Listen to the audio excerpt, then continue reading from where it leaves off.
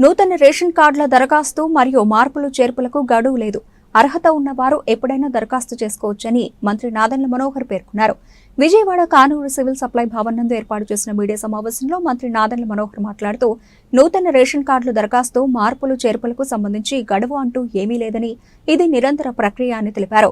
ప్రభుత్వ నిబంధనల ప్రకారం అర్హత ఉన్న ప్రతి ఒక్కరికి రైస్ కార్డులు అందిస్తామన్నారు. కొత్త రైస్ కార్డుల జారీలో ఎక్కడా ఎటువంటి జాప్యం లేదు. దరఖాస్తు చేసుకున్న 21 రోజుల్లోపే కొత్త కార్డులు అందరికీ ఉచితంగా ఇస్తున్నాం. ఇది నిరంతరం జరిగే ప్రక్రియ అని తెలిపారు.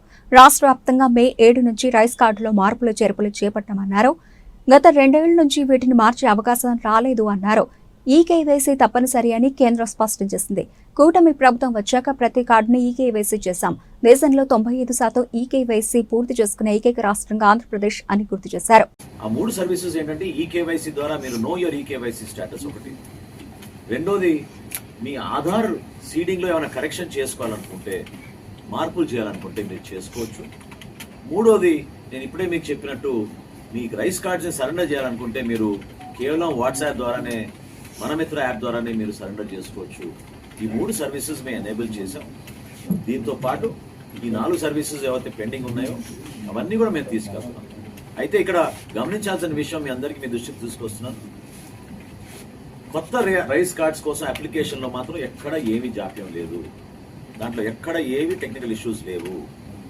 ఈ రోజు వరకు వచ్చిన 60,791 రైస్ కార్డ్ అప్లికేషన్లు ఖచ్చితంగా మేము 21 రోజుల లోపే వాటిని మేము ప్రాసెస్ చేసి, మేము జూన్ మాసంలో ఇవ్వబోయే కొత్త రైస్ కార్డులు, స్మార్ట్ కార్డులు ఏవైతే ఇస్తున్నామో వాటితో పాటు ఇవి కూడా మేము రెడీ చేసుకుంటాం. అందులో ఎక్కడ కూడా జాప్యం లేదు. చివరిలో మరొక్కసారి ప్రజలందరికీ కూడా నేను రిక్వెస్ట్ చేస్తున్నాను, దయచేసి ఇది క్లోజింగ్ డేట్ అనేది లేదు. ఇది నిరంతరంగా జరిగే ప్రక్రియ.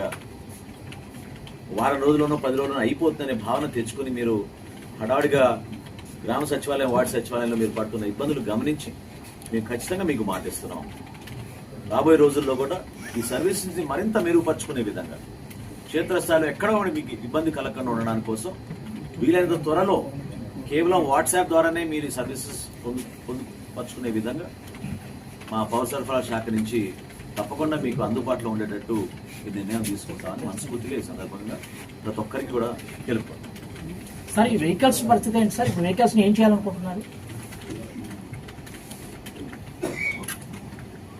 ఈ ఎండియు వాహనాలు రద్దు చేసిన తర్వాత ఆ రోజు చాలా స్పష్టంగా వివిధ కార్పొరేషన్, 5 కార్పొరేషన్లు ఏవైతే ఉన్నాయో, SC corporation, ST corporation, BC corporation, EBC corporation మరియు క్రిస్టియన్ మైనారిటీ ముస్లిం ఫైనాన్స్ కార్పొరేషన్,